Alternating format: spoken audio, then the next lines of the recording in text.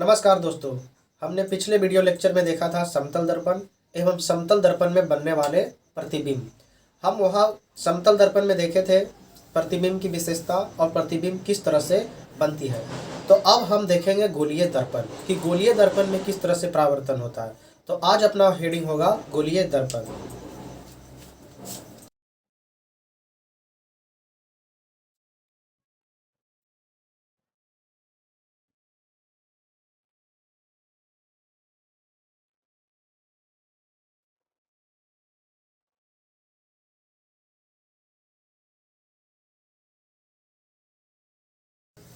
गोलीय दर्पण किसे कहेंगे? गोलीय दर्पण हम उस दर्पण को कहते हैं जो किसी खोखले गोले का एक भाग हो। मतलब कोई खोखला गोला होगा और उसे काटकर जो गोली दर्पण बनाया जाएगा उसी को कहा जाएगा गोलीय दर्पण। गोलीय दर्पण। अब गोलीय दर्पण कितने होते हैं? तो गोलीय दर्पण दो होते हैं, एक अवतल दर्पण और एक उत्तल दर्पण। अब चूंकि खोखला गोला बनाना तो बोर्ड पर संभव नहीं है, लेकिन जब हम खोखला गोला बनाएंगे तो आपको वृत्त जैसा दिखेगा, तो आप ऐसा मान कर चलेंगे कि यह एक गोला है। ठीक है, तो अब इसे हम बनाना शुरू करते हैं।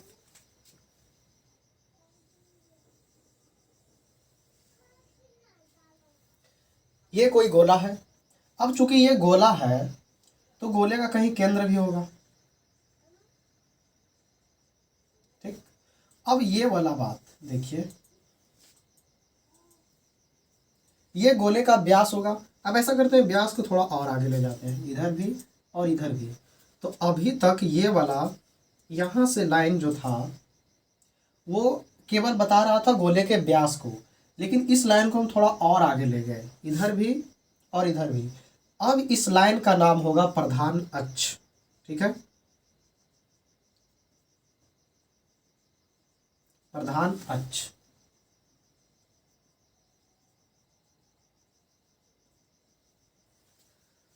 अब ये कोई खोखला गोला है। खोखला गोला मतलब गोला है और अंदर से खाली खाली है। अब इस गोला को हम बनाएंगे दर्पण। ठीक, अब गोला का दर्पण बना रहे हैं तो चूंकि अब इस गोला को दो भागों में बांटते हैं, बांट दिए दो भागों में। अब दर्पण कैसे बनेगा? हमको कोई एक साइड रंग देना होगा और दूसरा साइड चांदी की परत मतलब सिल्वर बोरोमाइड की परत चढ़ानी होगी, ताकि उसमें हम बेहतर से अपना चेहरा को देख सके। तो किसी एक भाग को रंगते हैं।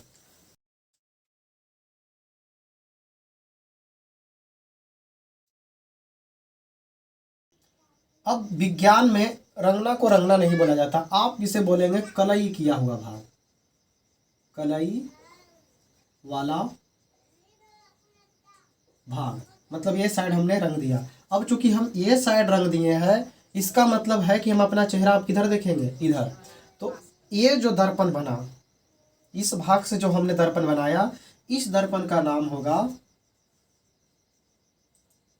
अवतल दर्पण।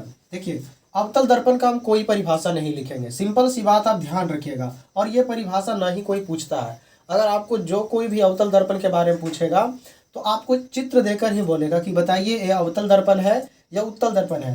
तो आप यहीं पर ध्यान से देखिए, अगर कोई दर्पण का उठा हुआ भाग रंगा है आप देखिए, अगर किसी दर्पण का उठा हुआ भाग रंगा है, इसका मतलब है कि वह अवतल दर्पण है।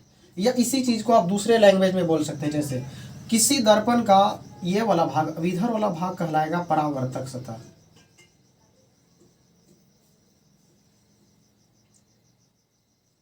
ठीक, ये वाला भाग जो अंदर टाइप से है वो कहलाएगा परावर्तक सतह। क्यों? क्योंकि हमने बाहर बाहर तो रंग दिया है। तो आप अवतल दर्पण के बारे में ऐसे भी बोल सकते हैं कि वैसा दर्पण जिसका परावर्तक सतह धंसा हुआ हो, वैसा दर्पण जिसका परावर्तक सतह धंसा हुआ हो, उसे हम क्या कहेंगे? अवतल दर्पण। अब आप ध्यान से देखिए, अब ये जो केंद्र था, अभी कुछ समय पहले ये गोले का केंद्र था। ठीक है, अभी ये कुछ समय पहले गोले का केंद्र था। अब ये वाला जो केंद्र है अवतल दर्पण का केंद्र हो गया। ठीक है और जब कोई गोला दर्पण का रूप ले लेता है तो उसका जो केंद्र होता है, अब वह केंद्र को केंद्र नहीं बोलेंगे, अब उसे हम बोलेंगे वक्रता केंद्र। ठीक है, तो इसका भी परिभाषा अगर आपको देना रहे, वक्रता केंद्र किसे कहते हैं? तो वक्रता केंद्र खोखला गोला जिस गोले का भाग होता है उसी गोले के केंद्र को हम वक्रता केंद्र कहेंगे। ऐसे सारी परिभाषा आप नहीं लिखिए, क्योंकि अगर इतना सारा परिभाषा लिखेंगे तो बहुत सारे परिभाषाएं बन जाएगी। चित्र में कोशिश कीजिए कि आप समझ लें। अब आप ध्यान से देखिए, अब इस केंद्र को हमने नाम रख दिया वक्रता केंद्र। अब आप देख पा रहे हैं ये जो प्रधान अक्ष है इस दर्पण को कहीं ना कहीं काटा और ये काटा इस बिंदु पे। अब हम इसका नाम रख देते हैं P। तो प्रधान अक्ष दर्पण को जिस बिंदु पर भी काटेगा, प्रधान अक्ष दर्पण को जिस बिंदु पर भी काटेगा उस बिंदु को कहा जाएगा ध्रुव। अब ये वाला जगह क्या कहलाएगा? ध्रुव। अब ऐसे बोल सकते हैं कि O और P क्या है? त्रिज्या था किसका? गोले का। लेकिन अब O और P जो है, मतलब O और P ये हो जाएगा वक्रता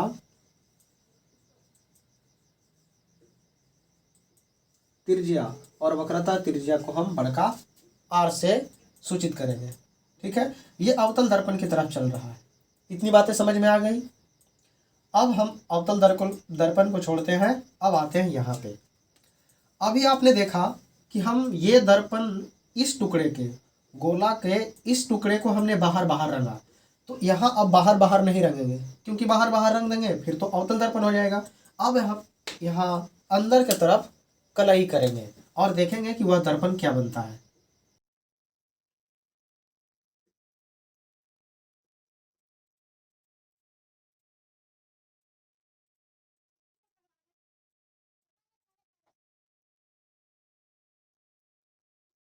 अब ये वाला भाग चूंकि हम यहाँ रंगे तो इसे बोलेंगे कलई वाला भाग, कलई वाला भाग। और ये वाला भाग क्या कहलाएगा?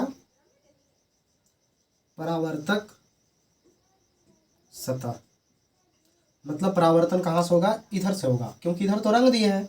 अब ये जो दर्पण बना जिसका हम अंदर अंदर भाग कलई किए हैं और परावर्तक सतह उठा हुआ भाग है, इस दर्पण को कहा जाएगा उत्तल दर्पण। इस दर्पण का भी वक्रता, ये जो केंद्र है ये वक्रता केंद्र होगा। और ये वाला बिंदु प्रधान अक्ष इस दर्पण को भी काट रहा है, तो इस बिंदु का भी नाम होगा ध्रुव।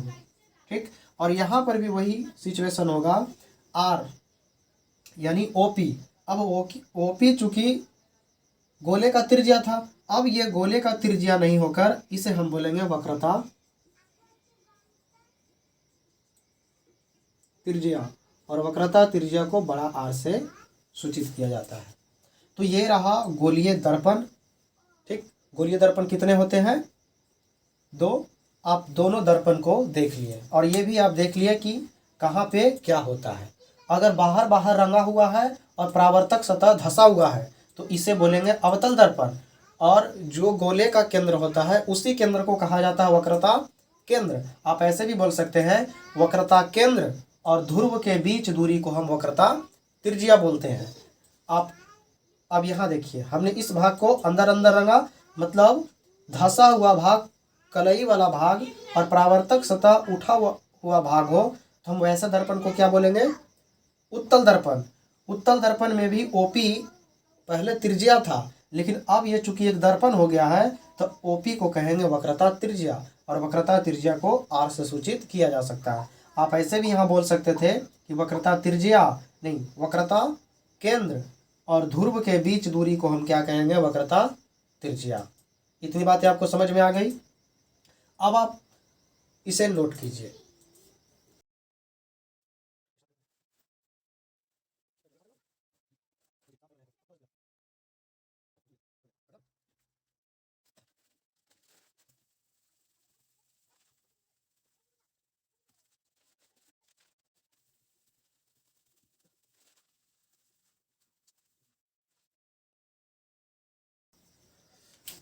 तो अभी आपने देखा कि गोलीय दर्पण 2 होते हैं, एक उत्तल दर्पण और एक अवतल दर्पण।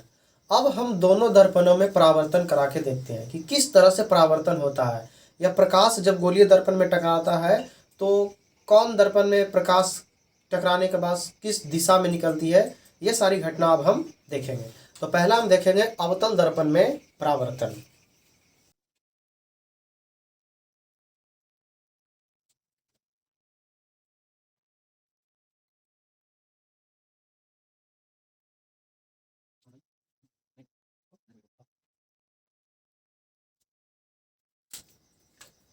ये रहा अवतल दर्पण, ये वक्रता केंद्र, आप चाहे तो लिख सकते हैं वक्रता केंद्र, ये वाला बिंदु ध्रुव। ठीक है, अब हम प्रकाश डालते हैं, देखते हैं क्या होता है। ये हमने डाला प्रकाश, ठीक, एक प्रकाश और डालते हैं इधर से। अब ये प्रकाश गया और दर्पण से टकराया और टकराने के बाद यूं निकल गया। ठीक है, अब आप देख रहे हैं अवतल दर्पण में जब भी निकलेगा तो नीचे की तरफ से ही निकलेगा, ये भी निकल गया इधर से। ठीक, अब आप देख पा रहे हैं कि हमने अवतल दर्पण में एक प्रकाश यहाँ से गुजारा और एक प्रकाश यहाँ से गुजारा, और आप देखिए कि दोनों प्रकाश परावर्तन के बाद एक ही बिंदु पर मिल रहा है। ठीक है, ये दोनों प्रकाश परावर्तन के बाद एक ही बिंदु पर मिल रहा है। अगर मान लिया जाए और किरण लें, और भी किरण लेंगे तो परावर्तन के बाद यही आएगा, फिक्स है। ठीक है, मान लिया जाए आपको लगता है कि 2-3 किरण और लेते तो आप ले सकते हैं, लेकिन 2-3 किरण भी और अगर लेंगे हम, जैसे मान लीजिए एक और लेके बताते हैं आपको। ठीक है, एक किरण और लिए,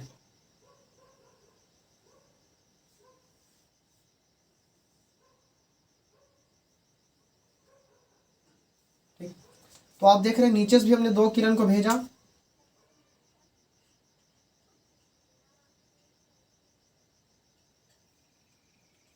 और ऊपर से भी 2 किरण को भेजा, और हर स्थिति में मतलब किरण अलग अलग दर्पण के हमने अलग अलग बिंदु पे टकराया, और हर स्थिति में ये सब एक ही बिंदु से गुजर रहे हैं, बीच यहाँ से। ठीक, तो ये वाला जो बिंदु है जो दर्पण से टकराने के बाद प्रधान अक्ष को काट रहा है, ये प्रधान अक्ष को जहाँ काट रहा है इसे कहा जाएगा एफ, और ये एफ क्या है, फोकस। आप लोग चित्र बड़ा बनाइएगा।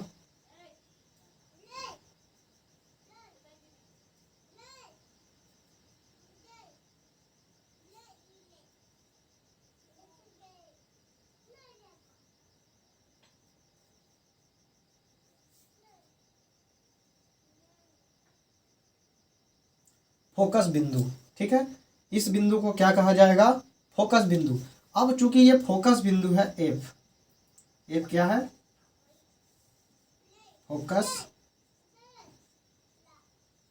बिंदु, और पी क्या है, पी है ध्रुव, और सी क्या है, वक्रता केंद्र।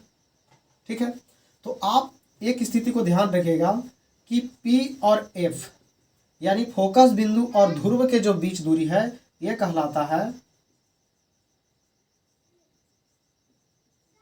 फोकस दूरी। ठीक है, फोकस बिंदु और ध्रुव की बीच दूरी को हम क्या कहेंगे, फोकस दूरी, और फोकस दूरी को हम लिखेंगे छोटा वाला f से।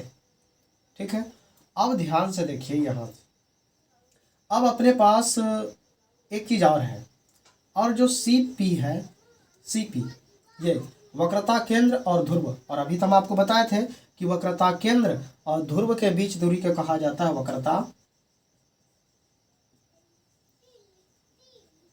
त्रिज्या, और वक्रता त्रिज्या को सूचित किया जाता है R से।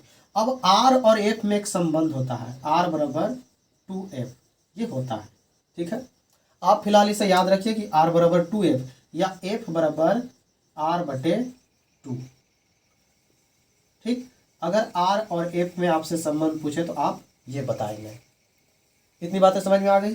अब ये जो फोकस बिंदु है, चलो हम चित्र के माध्यम से तो समझ लिए कि अवतल दर्पण में प्रकाश की किरणें टकराती है, तो टकराने के बाद प्रधान अक्ष को जिस बिंदु पर काटती है उसे हम कहेंगे फोकस बिंदु।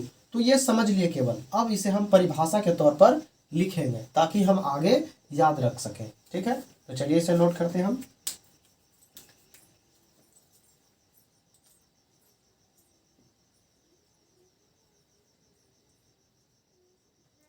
ये कुछ नहीं है, केवल एक सिंबल है जो हम ऐसे दे देते हैं।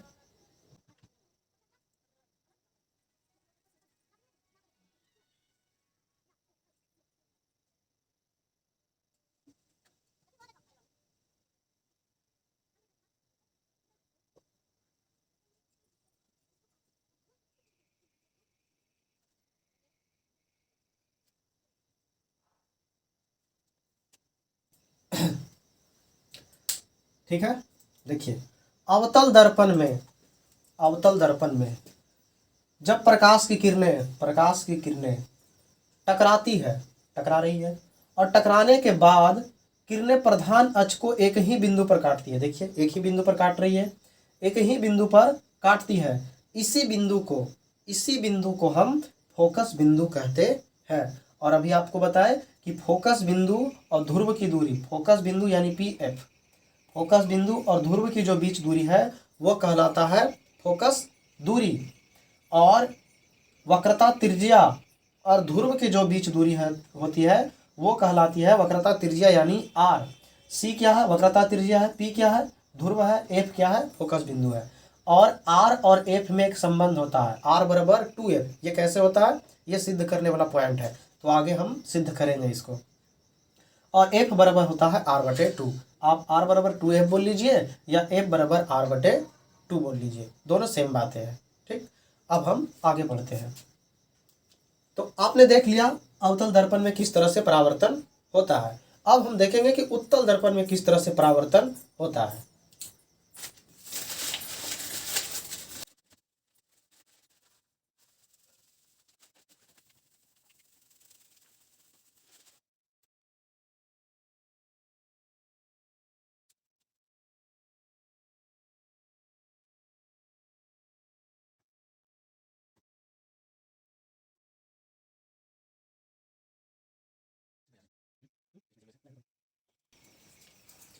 ये हमने बनाया उत्तल दर्पण, ठीक है, क्योंकि उत्तल दर्पण बाहर से चिकना यानी परावर्तक सतह होता है और धंसा हुआ भाग कलई वाला भाग होता है। तो ये है उत्तल दर्पण। अब हम इसमें प्रकाश की किरणें लाते हैं। अब चूंकि प्रकाश की किरण इधर से लाएंगे नहीं, हम प्रकाश की किरण कहाँ से परावर्तन कराएंगे? चिकना सतह। क्या ये चिकना सतह है? नहीं, चिकना सतह इसका इधर है, तो प्रकाश हम लाएंगे इधर से।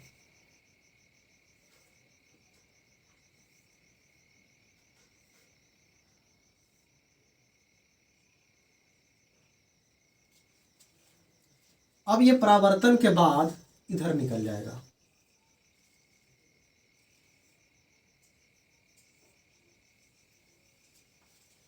ठीक है, अब ध्यान से देखिए, परावर्तन के बाद ये इधर निकल गया। ये तो प्रधान अक्ष को कहीं काटा ही नहीं। अब ये प्रधान अक्ष को चूंकि नहीं काटा, तो अब हम इससे काल्पनिक रूप से कटवाएंगे। काल्पनिक मतलब जबरदस्ती इसको खींच के लाएंगे, आगे बढ़ाएंगे।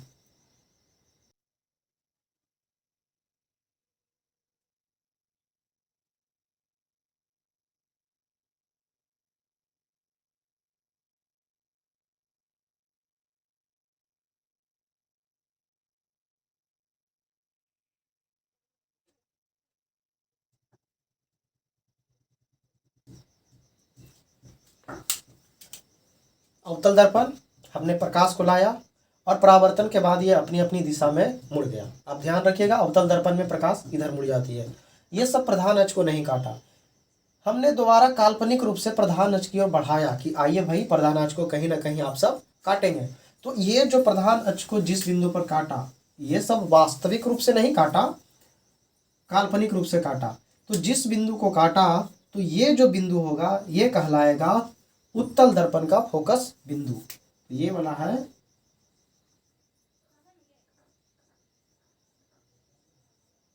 फोकस बिंदु। ठीक है, फिर से वही कहानी, यहाँ F बता रहा है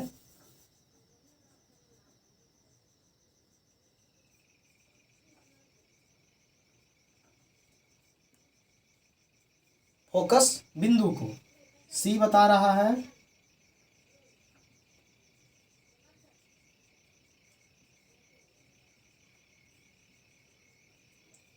वक्रता त्रिज्या को, नहीं वक्रता केंद्र को, सॉरी।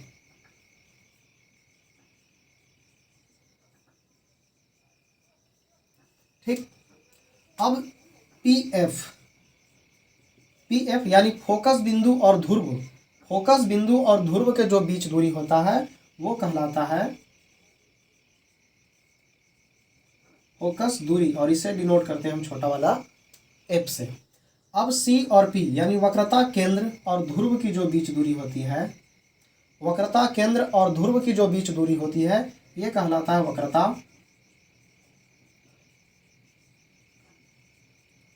त्रिज्या यानी आर।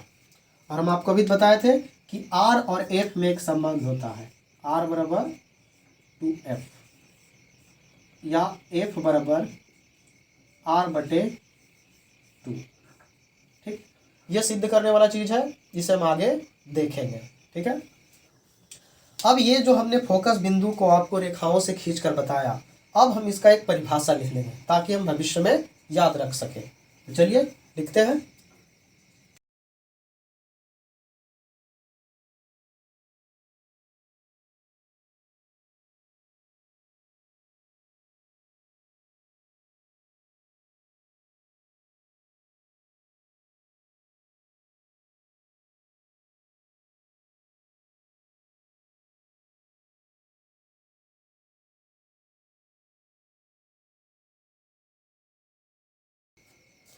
ठीक है, देखिए उत्तल दर्पण में जब प्रकाश की किरणें टकराती है तो टकराने के बाद तो ये अपनी अपनी दिशा में चल गया, लेकिन ये काल्पनिक रूप से कहीं ना कहीं प्रधान अक्ष को काट रही है। तो टकराने के बाद काल्पनिक रूप से सभी किरणें प्रधान अक्ष को एक ही बिंदु पर काटती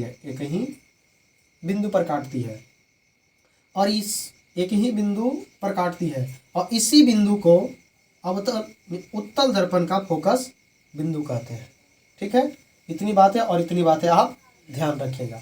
तो ये रहा उत्तल दर्पण और अवतल दर्पण में परावर्तन। तो ये अभी केवल हमने परावर्तन देखा, हमने ना ही वस्तु रखा ना ही प्रतिबिंब बनाया, लेकिन अगले वीडियो लेक्चर में हम देखेंगे कि किस तरह से प्रतिबिंब बनता है समतल दर्पण में भी और उत्तल दर्पण में भी और अवतल दर्पण में भी।